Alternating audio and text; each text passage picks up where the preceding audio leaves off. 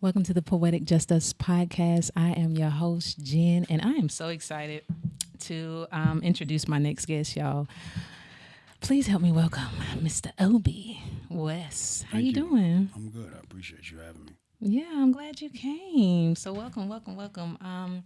So of course, I feel like I know a lot about you, but please tell my viewers a little bit about you and what you do, and I guess your history in coming into writing as a poet and a performance artist. Okay, the answer might be shorter than the question. Mm.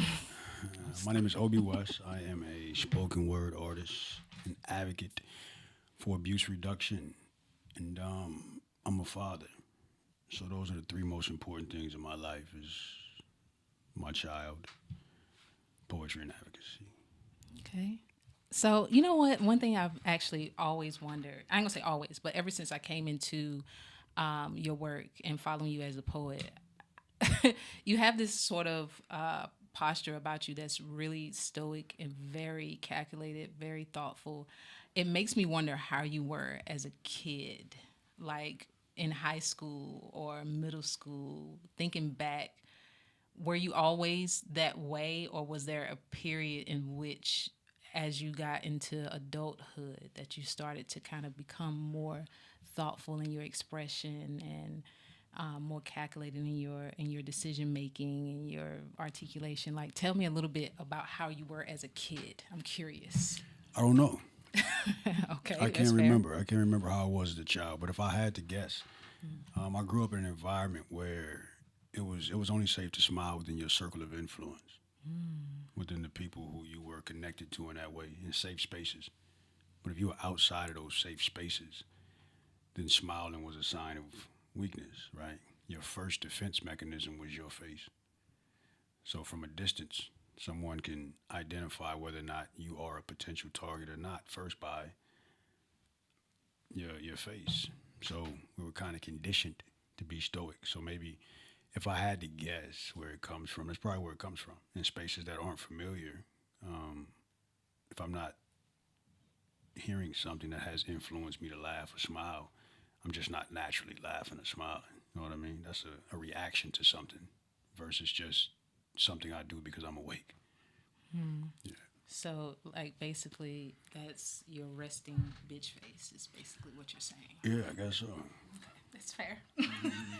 That's fair. So, what what would you say like your niche is? Like, what, as you've come into being a very renowned poet, an advocate, and father, what is it that makes what that you feel sets you apart from the others, as far as advocacy and poetry, and what would you accredit that to? Well, this isn't a sarcastic answer, but we're different people, right? Like I'm nobody else, and nobody else is me. So naturally, that sets me apart. If I had to dig deeper than that, I don't look for direction from what's already out there. So I'm not looking at a certain topic. I'm not looking at a popular poet to figure out a way to be. Mm-hmm. I'm just being authentically who I am. So naturally, in doing that, I'm gonna be different than anybody else, and anybody else is gonna be different from me if they're doing the exact same thing. So I think a combination of me not being them and a combination of me not looking for direction from anything that's going on, it allows me to be unique. Yeah, I remember us having a conversation about how when you were coming into poetry and being more on the scene, far as like doing poetry events and featuring and things like that early on in your career as a poet. One of the things was not looking at like other, you know, I guess performing artists. Um, Tell me your insight on that. Like, what's your views on people that, because there's some people that kind of model certain people and look to them as like role models. So talk a little bit about that, as far as your view of how you felt about it, and if that was something that was a staple for you in coming into your own identity as a poet. Well, for me, it was a response to something. I had a poet, the first poet that I was introduced to. Well, let me put it like this: the first poet that I was ever given a CD for. Right? I used to listen to this CD so often, and I used to watch this video so often that subconsciously my delivery, my mannerisms started to mirror that individual. So it's only once or twice that you can hear somebody compare you to somebody else before you get offended by it, especially if you're trying to carve your own lane. So at some point, that mimicking, even if it was unintentional, was brought to my attention, and it didn't feel good, right? It felt good for a second that somebody can mention me in the same light as this artist, but it didn't feel good that when they listened to me, they didn't see me, they saw him. At that point, it's just two of hims and there's no me. You know what I mean? Right. So that's when I stopped listening to people who was very influential. I was very, very impressionable at the time, right? So anything that sound good to me, look good to me, naturally I was gonna go in that direction. So that's when I made a conscious effort to just not listen to nobody. Now I have no choice but to pull from what's authentic because I don't have anything else to copy, anything else to reference. Is that? But I guess because when I was teaching a poetry class, I mean a workshop, one of the things that they we talked about was like how to, I guess, shape yourself as an artist, and in what in finding that direction. So what would be your like insight or advice to someone that is in that sort of beginning phase of their career and kind of trying to feel their identity, because some people don't really have it, and then they have to develop it based on kind of the genre of what they're immersed in and what people are doing, and some. So I'm saying, like, sometimes influence is good, but what do you think is the point where it doesn't become good for the artist? Yeah, good question. That's true. Yeah. Influence can be good for a long time, and I'm gonna get back to what you're asking, but I'm gonna use it as an example. I didn't start reading until probably my mid to late 30s. Reading books, I read out of necessity. If I had to read an application or read a menu to order some food, I would read. But other than that, I didn't voluntarily just indulge in a book because I was very impressionable. And if that author wrote something that made sense, I would apply it to my life because it made sense.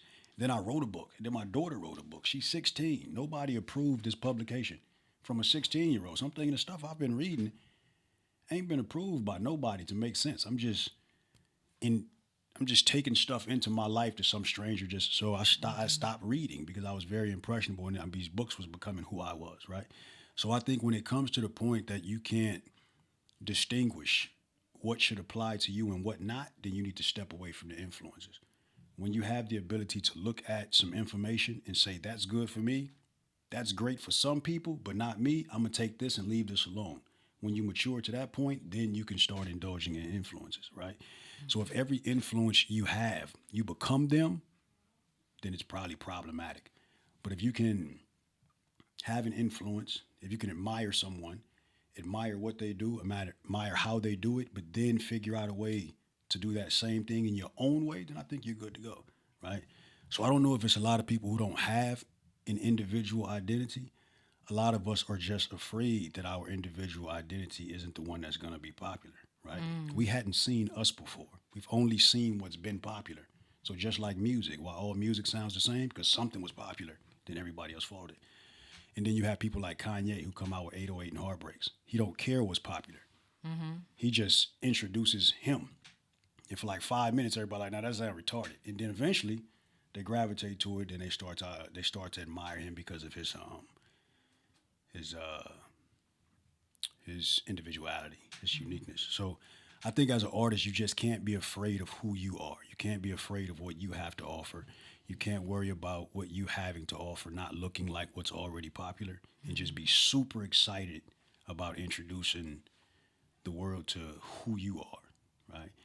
And once you do that, then I think you'll be fine.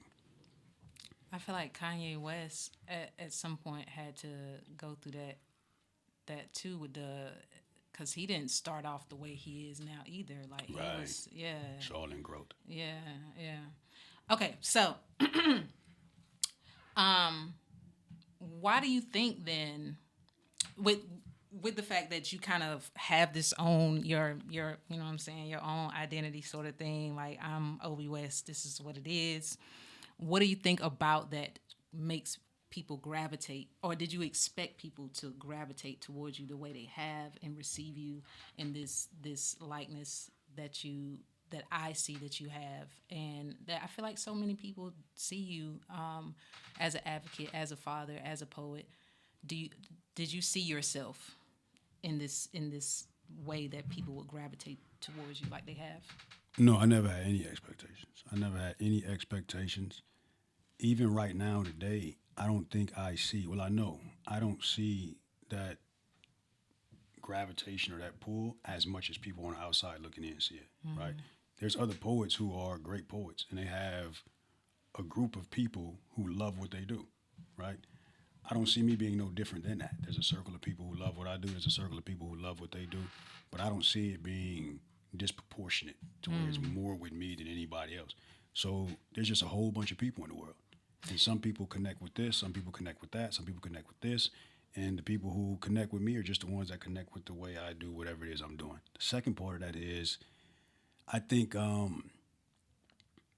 will admit I have this level of fearlessness to where if I have an opinion, like art is poetry. Poetry is absolute freedom, is absolute liberation, right? So anything that takes away from that, I'm not a fan of. I don't even like mic stands. Because when you present the poem and you're in front of this mic stand, the mic stand is right here. The mic is right in your mouth. So now you're limited to just that mic. If you turn this way, you lose sound. See that? I'm losing sound. See, I'm losing sound. That's limited. That takes away a level of freedom. I got to sit here right in front of this. That sound man told me I can't sit back. I don't feel free. You know what I mean? But if I had a headset that allowed me, so anything that takes away from the freedom of the art craft, I don't like it. So if I have to sugarcoat what I say, if I have to, limit what topics I talk about, then there's no purpose in me doing this. Art is one of our last pure freedoms that we have. So if I limit that level of freedom because of self-imposed insecurities, then I'm doing myself an injustice. So I think that level of liberation becomes attractive to people who hadn't been able to reach that point. And I think that's another reason why there's a number of people who admire how I do whatever I do. When you say liberation, I think about I think about your fashion. I do. Do you think your fashion is a piece of that too? Yeah, I think there's two categories of people when it comes to fashion, right? I think there's people who dress for the aesthetic. It looks a certain way. This is a high-end brand. Most people who see me are going to recognize that I'm in a high-end for the aesthetic, for the look. And then some people dress for freedom. Like this might not even look the way or look a way that's going to be popular, but what I have on makes me feel. This is dude I knew. His name was Daniel Peck. And Daniel Peck had his pants in one basket. He had his shirts in another basket. He had his socks in another basket. He had his underwear in another basket. It was an assembly line. When he got dressed, he would go to the pants basket and pick up a pair of pants, grab a shirt, grab some socks, grab some underwear, and whatever he grabbed is what he put on. And he felt absolutely confident in that because he was free and comfortable.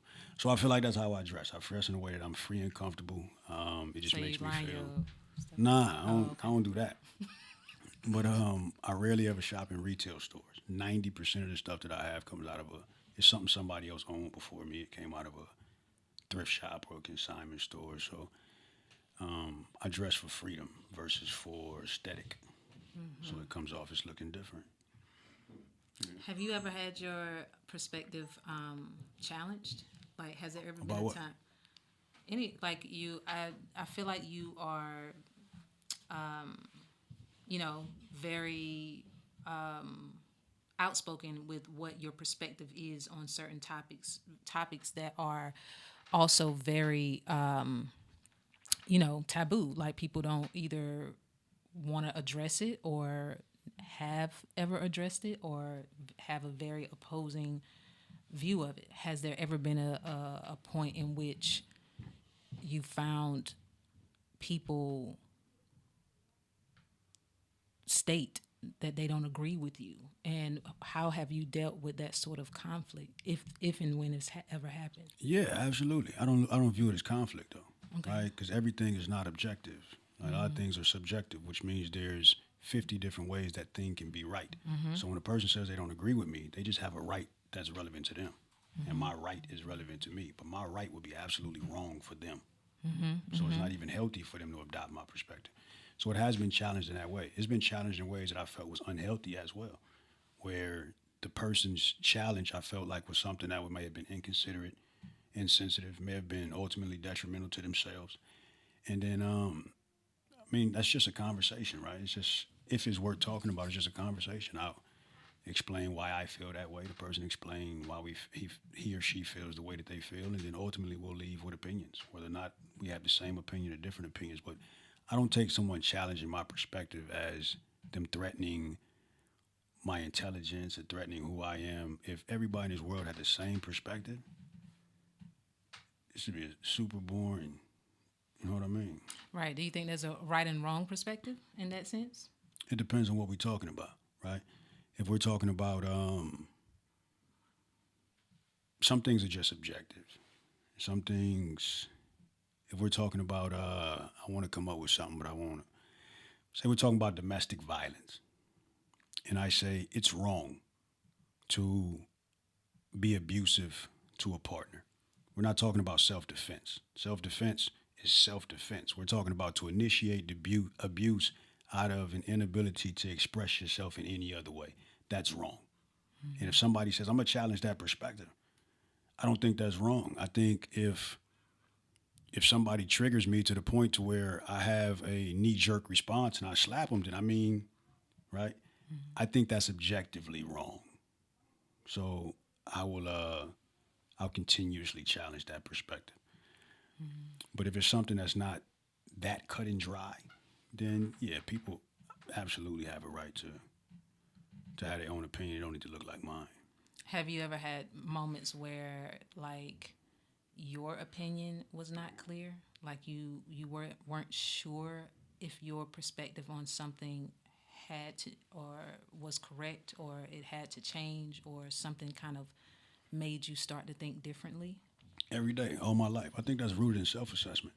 When you do self-assessments, there's times where I could see people around me thinking that I just lie or make up stuff, because I just feel like if you're the same way in every way today that you were 3 months ago, then you're probably not looking within yourself enough to evolve, right? So I think a lot, and I think about me a lot, and I think about the ways that I think a lot.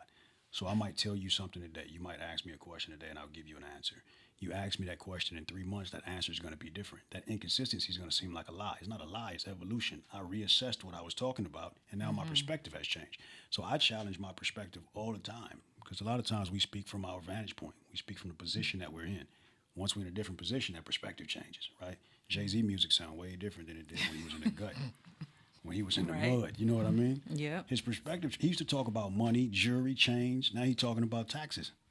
Now he's talking about stop holding your money till his vantage point is different. So as we evolve, the perspective evolves. So what do you think that people, especially in the music industry, when that changed? Because when that changed, it's almost like, oh, you acting brand new now. Yeah. Like, you know what I'm saying? It's less accepted, I think, when a person changes in that way, because like I sometimes I catch myself doing it. Like, dang, Jay-Z and Beyonce, they don't even come to the BET Awards no more. Like they they too good for the BET Awards or whatever. So like, what do you think? Like the what is the okay point where is this for people to start accepting that people change when their perception change as they evolve and they get older, and why should we be holding them to how they were back then? Like, what dynamic in music and in the industry do you feel like people should consider when it comes down to looking at somebody in that way, as opposed to accepting that they just changed? I think we just have to always remain conscious of a person's space. We're conscious of where they are right now, right? Where I was at is still a place. I'm just not there, but somebody's there. So if they're talking about what I was talking about when I was there, I got to absolutely understand that. Because when I was there, I was talking about that too. So now when I'm in a different space, if I say, y'all shouldn't be talking about that or talking about that is stupid, now I'm not really being considerate of the space that they're in. Now if I say, I understand why you're talking about that, because when I was there, I was talking about that too. But know that these are the next steps. I've been through them already. These are the next steps. So if you're doing it in a way that you're showing that you understand, but I'm still going to give you some game about what's to come after. And I think that's one thing. But when you absolutely discount it and call a person ignorant from talking from the space that they're currently in, then I think it's being inconsiderate, and maybe we can call that brand new. So I think it's in how you approach it. So why poetry? Like, why is poetry your vessel of interpretation of the world and how you see it? Why not music? Why not film writing? Why not all the other facets of art that exists? Why poetry for you? Lord, we come to you today asking you why poetry. We ask you why this 5'7" isn't 6'2", why a jumper wasn't... I don't know. For real, I have no clue. I didn't even... The first time I recited a poem, it was 2013. I was 33 years old, right? So I didn't even know that this was a thing early on. I don't have any family history of poets. So I really don't know. I don't know why poetry was chosen for me. I'm grateful, but if I tell you any reason, I would be making it up. So I like the way you just worded that when you said chosen for me. So tell me about the moment when you felt that it was chosen, when you felt that moment, like not externally, not the experience you were having externally, but internally, when you recognize that this is chosen for me. Great question. It felt, there was, prior to that, I felt a void. I felt a void in my life. I felt like I had a job. I was in the military, and I felt like my life was being lived to satisfy that requirement. But I didn't know personally what my personal requirement was. And I recognized and I acknowledged that void maybe about 2 weeks later. So now when I'm in the face of this poetry, something I've never even been exposed to before, it felt like that void was being filled, even though I wasn't the person that was reciting the poems. I was just witnessing it. But just witnessing it and seeing it, it felt like that thing that I was questioning myself about 2 weeks prior was being filled. And instantly it's like, that's that thing, right? So it felt exciting. It felt like I showed up to a place to see something. I showed up to see like comedy, and I end up having to inherit these poetry because the poets were going before the comedian. And now I'm rushing home to do the thing that was forced on me, and I don't even remember the comedian. You know, I have no clue who the comedian was that night. So it felt like, it just felt like that void that I recognized a couple weeks prior was being filled. And at what point did you start realizing that your poetry could lead you in this area of advocacy and being able to, give light to different subjects that were of particular interest for you, or being able to voice that, for other people? When was that point in your career when you started realizing that, poetry is the way I can use as a vessel? That was shown to me. Yeah, it was a suggestion from another advocate. So when I started writing, I never really sat down and just picked topics, right? I would just always write random thoughts. I had a BlackBerry. This is what I actually talked on at the time, right? That's how long ago it was. I talked on a BlackBerry, and I wrote in that same BlackBerry. And I would just write random thoughts, and then I would just add lines to those thoughts. Very common amongst artists. This is how we write, most of us. But I would never sit down and say, today I'm going to write about a brick wall with a cricket picture on it. You get my nerves. I never said that, right? So That's so funny because that's the first thing I noticed when we walked in today. I swear. I'm not gonna write about it though. I promise. But I never sat down and said I'm just gonna write about a thing. I would just write these random thoughts. Yeah, that wasn't. You didn't fix the picture. Yeah, I would just write random thoughts. So in doing that, I look back over my catalog and notice a lot of stuff was addressing abuse, even self-imposed abuse, like overeating, all types of abuse. It was just addressed in these poems, even abuse that wasn't from my standpoint, abuse that I knew was taking place in the world, but I never had experience about it. I think the first poem I recorded, professionally recorded, was called A Little Girl's Cries, about a little girl being sexually assaulted by a step parent, right? So after I developed this catalog of poems, I just started doing poetry. I didn't know what to do with these poems. I'm putting everything on Facebook. Every poem that I wrote is finna get recorded and go online. So there was an advocate who worked in Alaska, and she saw these poems, and she asked me, "Hey, I'm an advocate. I work for this program. I need some help spicing up the program. Can you just write an intro poem, something I can show before my presentations?" So I took a poem that I already had called Rape Culture, and I adjusted it to fit her requirement, and I sent it to her. And then it started being used on a larger scale. And when it started being used on a larger scale, you start having people that would come forward and talk about things. People that would contact me and say, "Hey, there's some things in that poem that I wanted to express, and I didn't know how to express. That poem expressed it for me." There was one case where somebody called me and said, "Hey, that poem was played in a trial, in a courtroom. There was something that happened between two people. There was a sexual assault involved, and that poem was used as some form of evidence for something." So when it started showing up in those type of spaces, when people start resonating in a way that was healthy, then it was like, okay, this is a thing. I could actually use advocacy in training environments in order to bring more awareness to what's going on instead of just writing about it as an outlet. Okay. That makes me think about another question that I've been kind of experiencing myself, and a lot of people that I know. I feel like it would benefit when you are when you are wanting to have that voice through and by your talents or your music or your art or your poetry, and you have people who want to collaborate or kind of use your art to be able to bring that sort of awareness.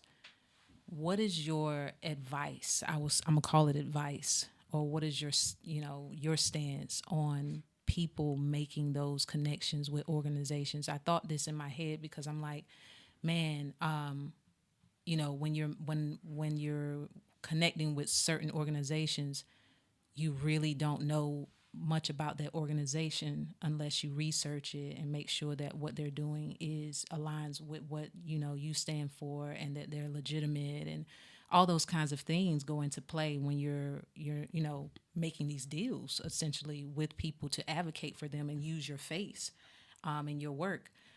Like, how does that part, when you're doing the advocacy and bringing awareness and going to speaking to these different engagements, how does that play into that, like being able to choose the right organization to collaborate with? Yeah, good question. There's a level of diligence, of course, and then once you go beyond that diligence, it's just a level of feeling, right? When people put money in church, you have no clue Right. what the people in charge of that money gonna do with the money. You're just going with, I know my intent was well when I gave it, and that's what I'm gonna give based off of my intent. Whatever they do after that, they're gonna have to live with that, right? Whenever you see somebody on the corner and you're trying to decide who you're gonna give $2 to versus who you're not, there's no logic associated with that decision. You just had a gut feeling that told you give that person $2, and that gut feeling didn't show up at the previous corner with the other person, right? So there's a level of diligence that's there when you're talking about an organization, that you're gonna do some research and find out everything you can about it. But after that, the rest is just a gut. My intent with working with these people are this, so I'm gonna move forward with that intent. And if they do something wrong with it after that fact, then they're gonna have to live with that. So, you know. Well, I want to understand that, but when I think about how so many people, because they're associated with some organization that ends up doing something crazy, and then just because they're the face or have associated with themselves, their whole image gets Right. tarnished. So I think all of us kind of go into it with the idea of, having that intent, and whatever they did, I just was trying to Right. do a good thing. But unfortunately, society doesn't quite play it that way in so many cases. So I guess that was why I posed that question in the way I did, because I feel like a lot of artists that, some that come to me and say that they want to have more of a message behind what they do, I feel like they need to a sort of a guide in being able to know how to go into those types of organizations and set up deals or whatever, because again they become the face that Right. everybody wants to engage in, while the organization kind of does the back end. So does that make sense what I'm saying? Yeah, it makes complete sense. And again, I think there's a level of diligence. So I would go into every situation and I want to know what the intent. This is what you're asking me for. And what is your intent with this piece of content? What is the target audience? How often is it going to be showed? The level of frequency and all of these type of things, right? This is my intent. This is how I hope that this is used, right? So I think there's a level of diligence that has to be done. But at the end of the day, you never completely know. I don't know what your intent is with this podcast. I never even met the man who's going to edit this in post. What if they cut out certain stuff and make this seem like I said something different, right? I said the word retarded earlier, which is very insensitive. I shouldn't have used that word, right? So what if they cut that word out and cut some other words in and make it seem like I was talking about people who were born with a certain... I don't know your intent.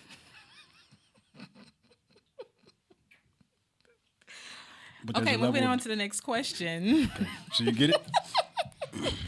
Next question is okay, so that's fair. So when you are branding yourself as this sort of advocate, right? When you're branding yourself as this poet, what do you feel like amateur poets or people that are really trying to, because I look at you I feel like most people that know you look at you as one of the legends, one of the ones to the conduits to do it. So tell me, what would you say to the person that's coming up and wants to really get in a place where they are having a voice? How would you say branding yourself makes a difference, whether it be making those connections with organizations, whether it be, fashionably showing up in a certain way or whatever the case may be? What is your scope of what that looks like for a person that really wants to get their foot into the door with something like that? I think you answered, in asking that question, I think you kind of answered your last question, right? Branding, right? I think branding is very important. So if you be who you stand for at all times, if you always be what you stand for, and you never deviate from what you stand for and try to be something else because that's popular. Like, I stand for this. So everything I do, you can see within it that I stand for this. I stand for abuse reduction. I stand for freedom when it comes to artistry. And you can see that in everything that I do, right? So if I get on this podcast and this podcast is edited in post in a way that discredits that, people who know me probably aren't going to even believe it. Right. Because they already know this man shows up this way all the time. So you're already discredited by trying to discredit me. So I think when you be what you stand for at all times, it's going to speak for you in those moments where people try to discredit you in other ways. And I said, no, that can't be right. Right. And then we have social media nowadays where if we need to defend ourselves and if we feel it's necessary, we can say what happened, right? So I think there's always a risk when you're dealing with people. And I'm going to answer that question you just asked, but I'm addressing that last question. I think there's always a risk when you're dealing with organizations when you don't have 100% control of the end result. But I think who you are and what you stand for at some point will answer whatever questions that come up, right? So be who you stand for. Be what you stand for, and at some point, it's going to work out in your favor. When it comes to branding, for an artist, any artist, whether a new or old artist, my answer would be consistent. I think to just be absolutely authentic to you. Now, there's some parts of branding I'm not smart at. The frequency in which you post certain things and how to collect email registries. We ain't talking about the marketing part. I'm still trying to learn some of that. But just branding, I think artists make mistakes when you aren't being yourself, when you're not being authentic. And I keep coming back to this because what's being branded if today you're that person, tomorrow you're that person, tomorrow you're that, what's your brand at the end of the day? You don't know. It's just forever changing, right? But if you be authentic to who you are, there's going to be some consistency in who you are. People are going to appreciate the uniqueness in who you are. If you being who you are, you always going to be unique because you're the only one. You're the only person on earth. So unique isn't that unique. It just seems that unique because everybody else is being one thing. But if everybody was themselves, then unique would be so widespread.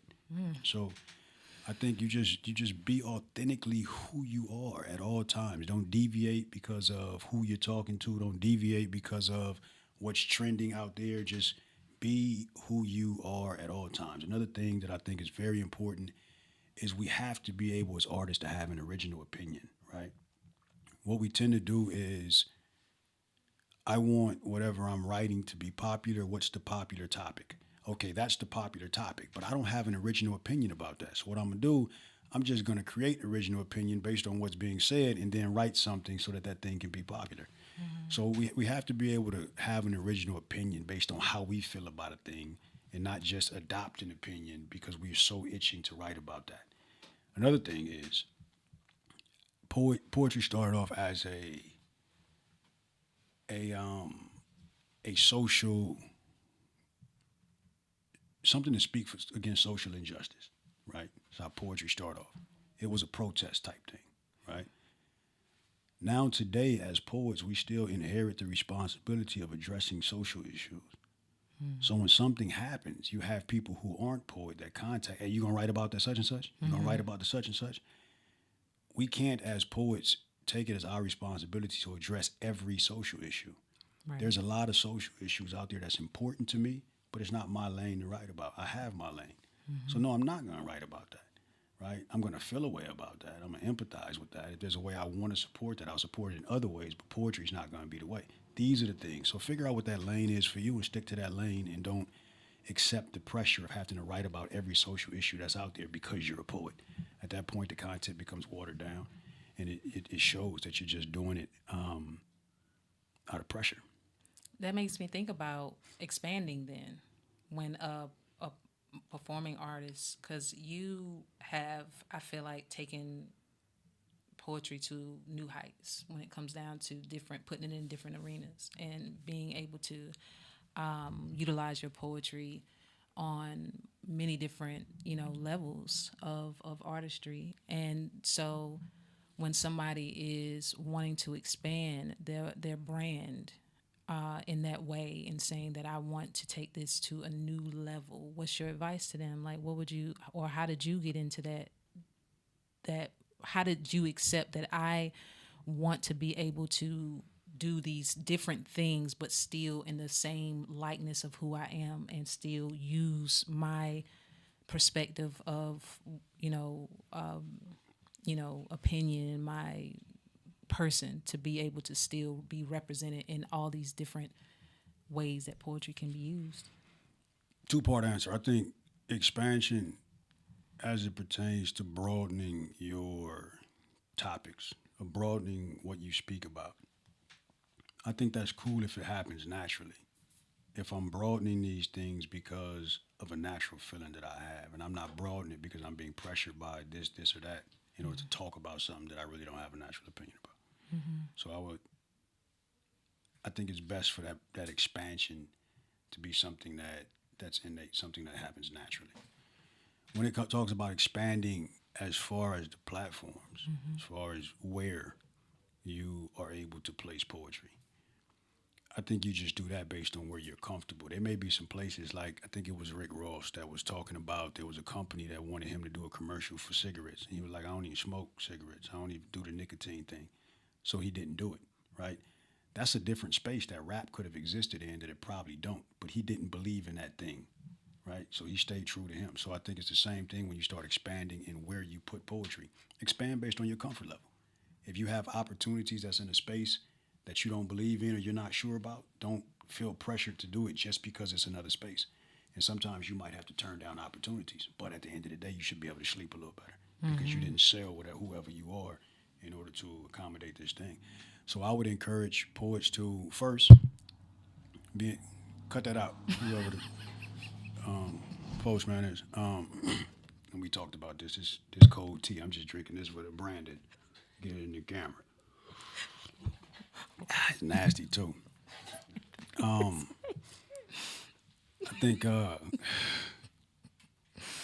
think we should be intentional, not just wait for opportunities. There's a lot of spaces. I'm not gonna be able to talk about this if you're not gonna take it serious.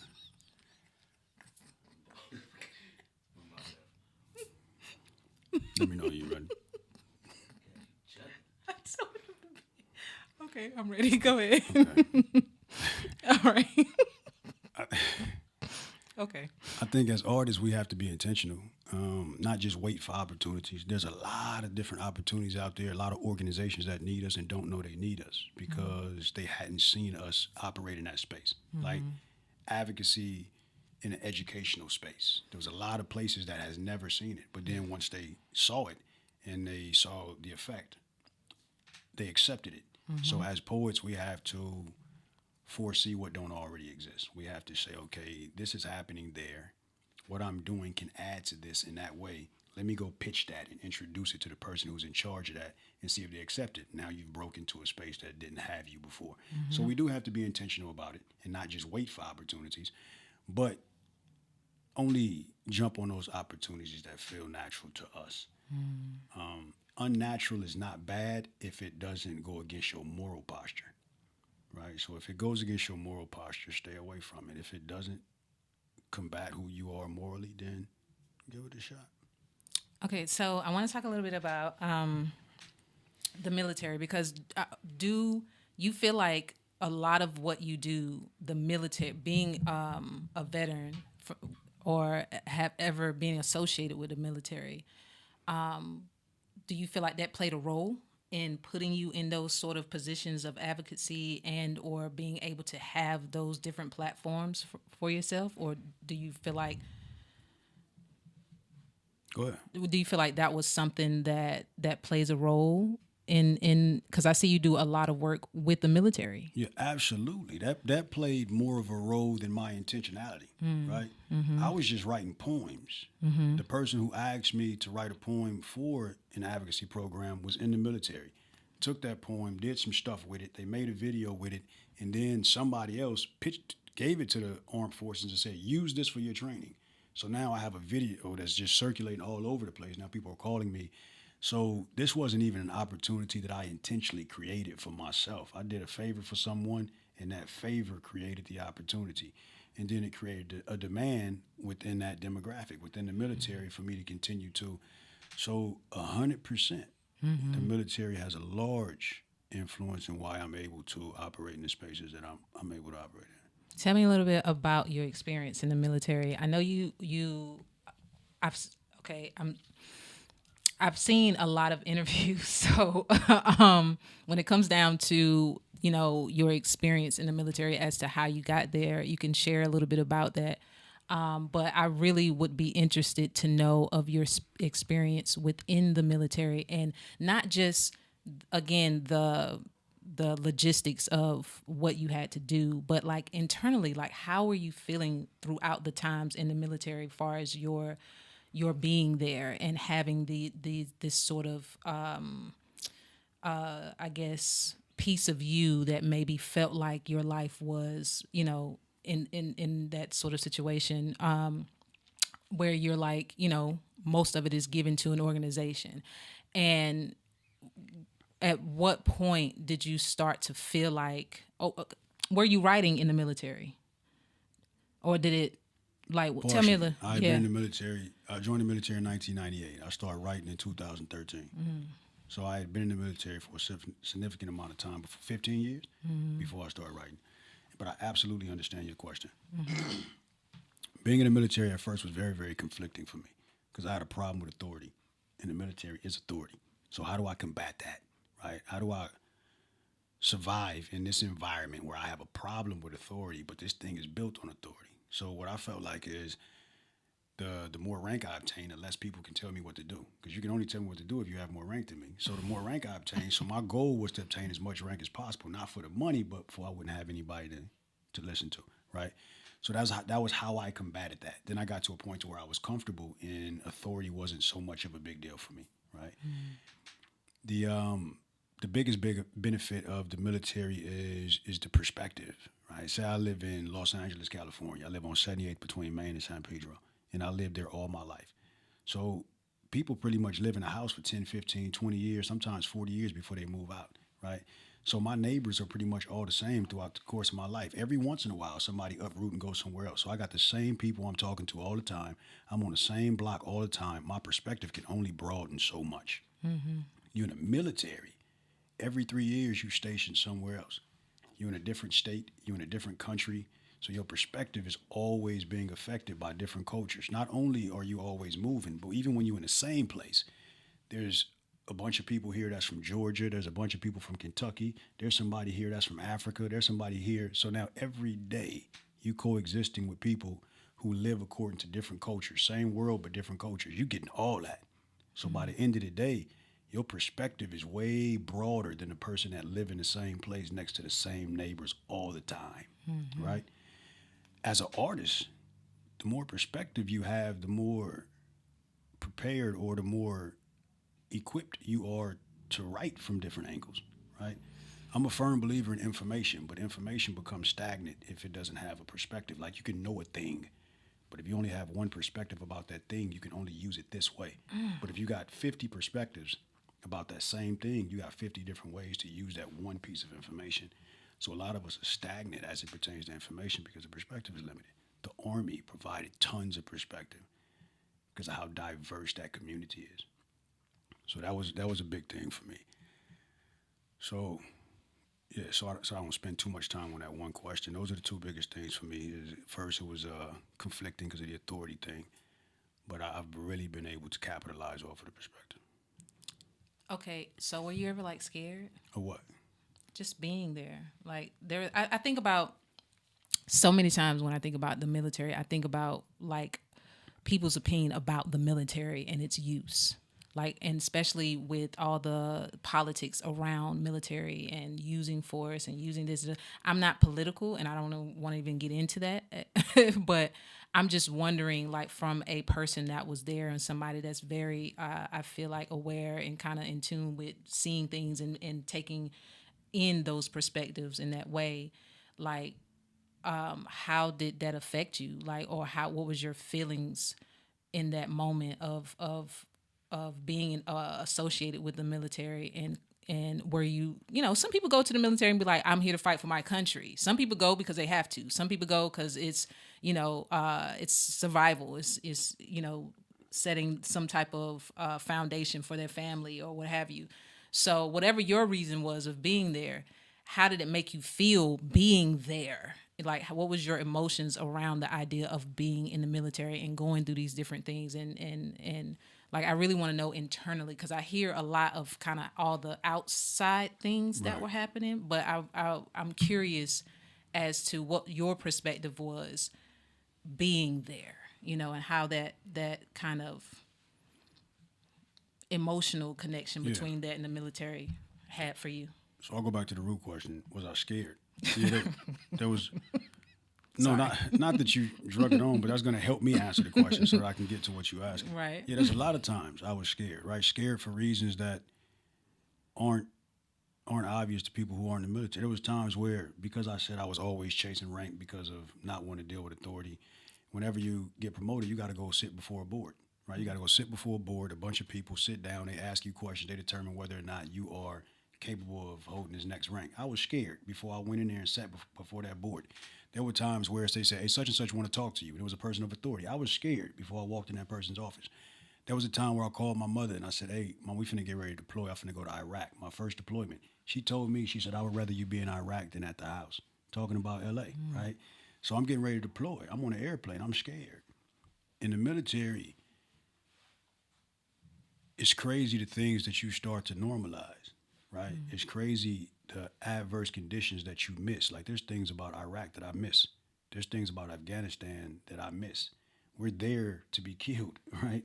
And there's things about those environments that I miss. And you start to normalize the operations in those environments that now you're scared because you're not scared. Like, well, I'm not scared. I'm supposed to be scared. I'm finna get in a vehicle, a 4-vehicle convoy, and I'm finna head to another 5. And between getting that 5, I gotta be downtown in Iraq. there was just another convoy going through Missoula that just got hit by an IED, but I'm not scared. So now you're scared because you're not scared. You thinking that your lack of fear is a lack of preparedness or something like that. You know what I mean? So now you're scared for not being scared. So yeah, I was scared all the time. I was scared of not being scared. I was scared because I had a right to be scared. I had a daughter. I was scared because I didn't know how to save no money. So yeah, I stayed scared.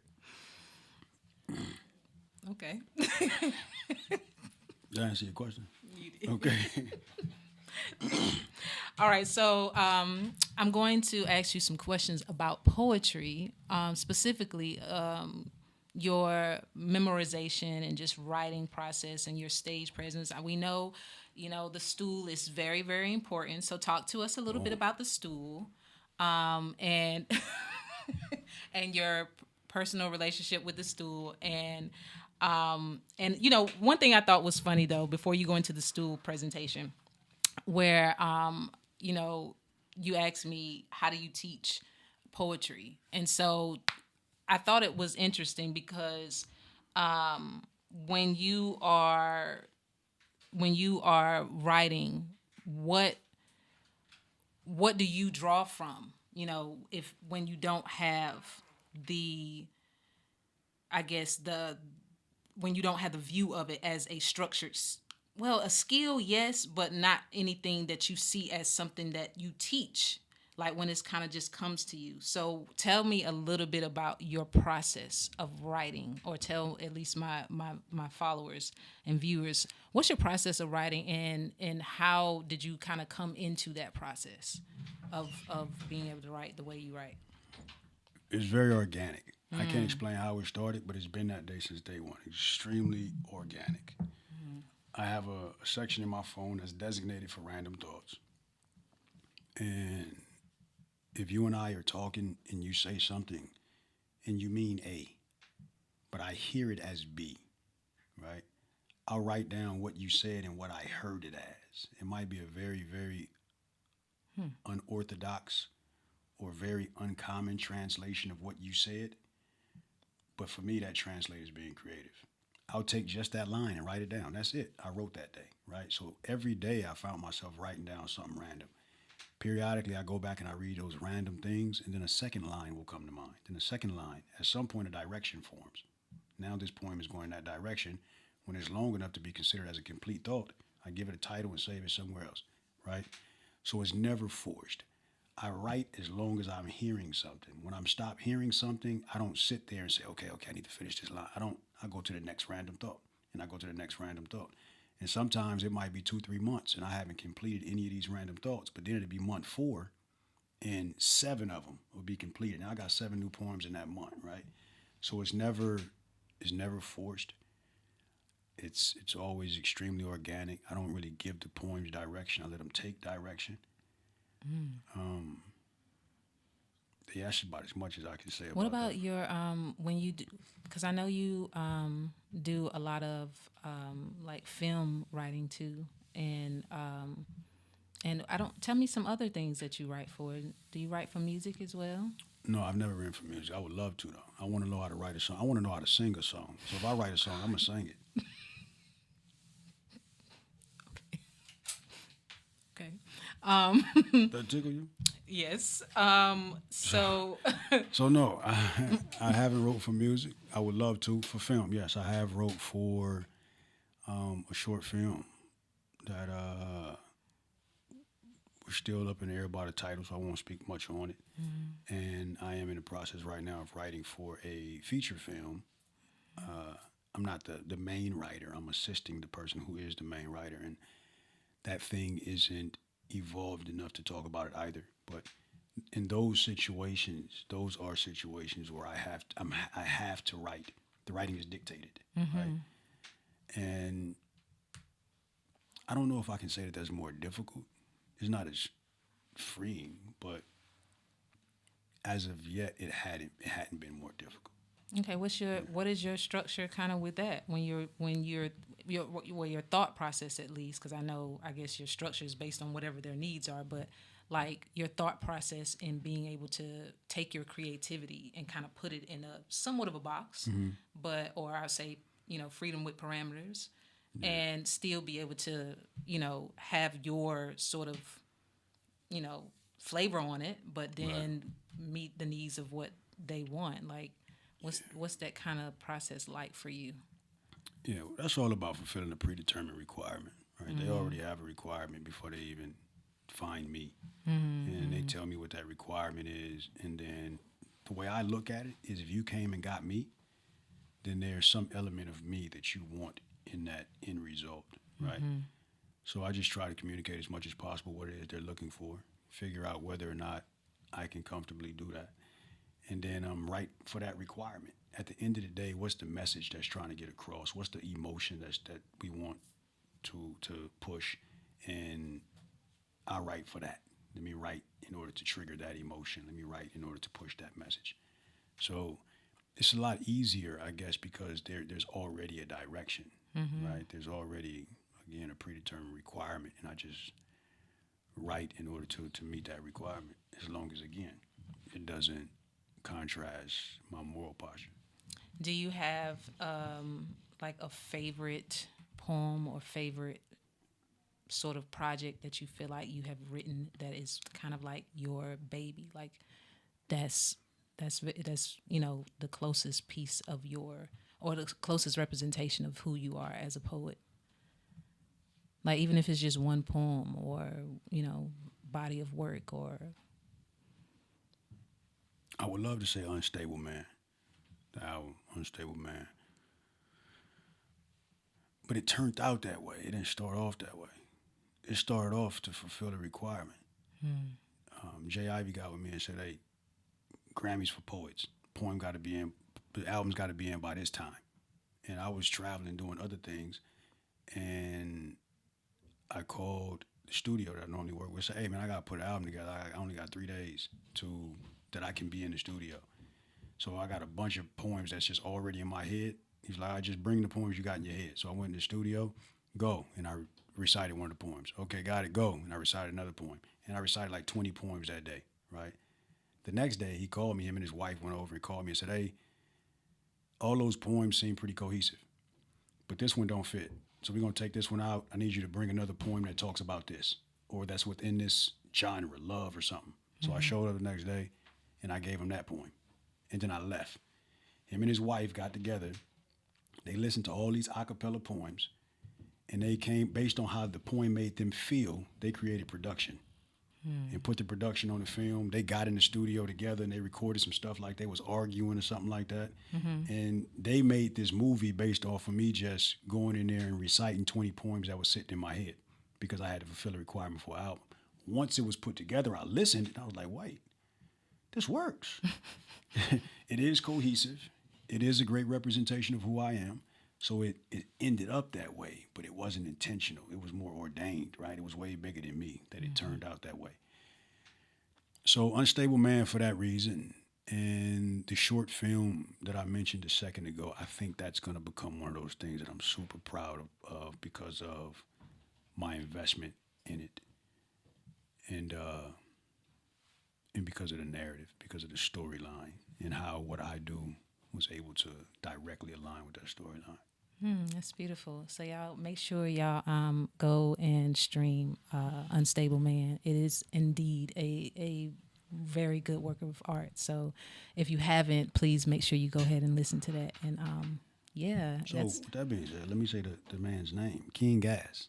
Gas Tyler is the guy who produced it. His wife's name is Tiana. Last name is now Tyler as well. And Gas Station Studios in Las Vegas, Nevada is who did that album, Stable Man. All right. And is there a poem you would like to share? No, I thought you asked about the stool, though. Oh, yeah, stool. Go back to the stool. Talk about the stool, and then we got to go. But go ahead and do a poem before we go, Yeah, please. The stool was a response to something, right? The stool, I didn't just sit down because I thought it looked cool. I'd stand up, and anybody who's an artist know that sometimes that body of work, the energy of that can take over your own energy. So you feel like, I want to recite the poem at this pace. I want to stand still while I do it. And then the energy of that poem take over. Before you know it, you're like, and your body twitching and all kinds, right? And it's hard to control. And then when you watch it back, you're like, man, I was talking way too fast, all these unnecessary flailing. So I started sitting down to help me control me because I didn't know any other way to control it. So I started sitting down. That allowed me to speak a little bit more conversational. That allowed me to control my pace. So sitting down was a response to that. It was me trying to fix that problem. Now, just recently, I've started reciting poems while drinking something hot because I was at a presentation in front of 300 trainees for the military. And this presentation is 90 minutes long, and I had to give it twice. And during the second presentation, I just completely couldn't talk. My throat just went like, and just stopped. And somebody brought me some water, and I would have to drink water, drink water, talk, and help me get through it. And I almost couldn't finish a presentation because my throat cut off. So now I sit on the stool and I drink while I'm reciting these poems. So now if you see me with a mug, yeah, it wasn't added for a prop or nothing. It was, again, a response to me trying to fix something. So, yeah. I really appreciate you coming on the show today. It's been absolutely a pleasure. And y'all, please, if you do not already follow this amazing man, please make sure you do. Please give us a poem before you go. Here we go, a poem. And you can look in the camera. All right. Don't be silly. The stars. Are you really doing this right now? Oh, boy. And the moon. That's that piece. All right, y'all. Thank y'all so much for tuning in to the Poetic JustUS Podcast. I'm your host, Jen, and please make sure you subscribe, turn on your notifications, share, and we are doing a artist spotlight. So if you are looking to showcase your artistry on the Poetic JustUS Podcast, make sure you send that in. You can find the information for that on www.justrightconsultant.com. You can also follow me on IG at Jen_just_right. And yeah, and stay tapped in because we're going to have some amazing episodes coming up soon. So make sure you turn on that notification. And please let everybody know where they can find you, my friend. Obbie West, OBBIEWEST, 2 separate words on everything, on LinkedIn, IG, Facebook, Twitter. Twitter, that's just kind of where I give myself permission to vacate any level of intelligence. So don't expect to go on Twitter and see anything of value. But yeah, Obbie West everywhere. Thank you. Thank you so much for coming, y'all. Thank you so much for tuning in. We are out.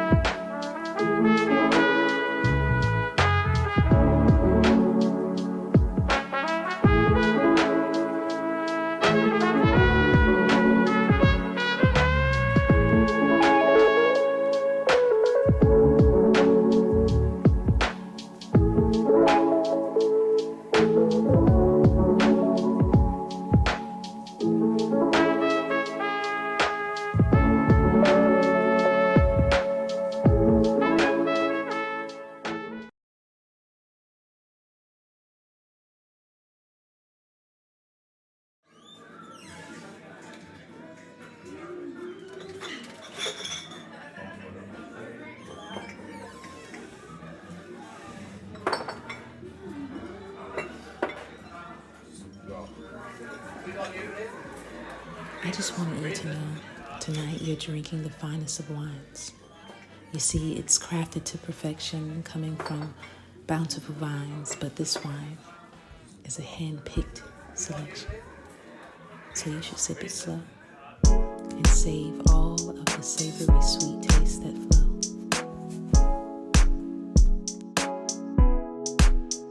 Let's take a sip of that wine. Shorty, you fine. Anything you want, I got it. Sip it real slow when it's nice and cold. Cause you're my favorite type of wine, I promise. You remind me of a Chardonnay when it hit the glass. You ain't really gotta sip so fast. You can sip that slow, we got a whole bottle to go. I put you up cause I can't take no more. Now turn the lights down low. Type of wine that make you want some more. Alcohol is like a 9.0, and I don't need that much. After 2, I'll be ready to touch. So for now, I'll put you right back up. I think I drink too much. I think I drink too much. I think I drink too much. I think I drink too much. I think I drink too much. I think I drink too much. I think I drink too much.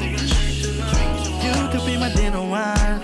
Red outfit, what you got in mind? It's me and you tonight and I got plenty time to drink what I want. Cause you're my favorite kind, I mean that. I'm gonna grab my favorite glass, pour a little bit just to make it last. The best red wine that I ever had. Now I gotta put you in another class, you feel me? I think I need therapy.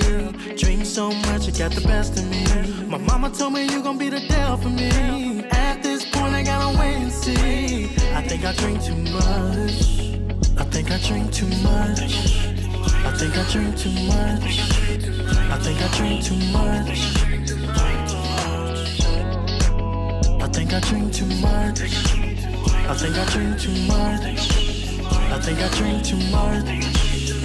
And we gon' make a toast, sweet lady. You drive me crazy. And we gon' tone it down, sweet lady. A couple more, you might have my baby. You the one I want, sweet lady. Gotta have it, both of y'all my favorite. I buy what I want, sweet lady. Put you down and pick you right back up. I think I drink too much. I think I drink too much. I think I drink too much. I think I drink too much. I think I drink too much. I think I drink too much. I think I drink too much.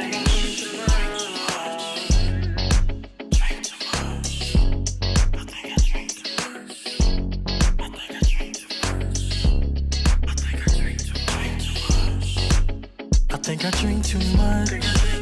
I think I drink too much. I think I drink too much.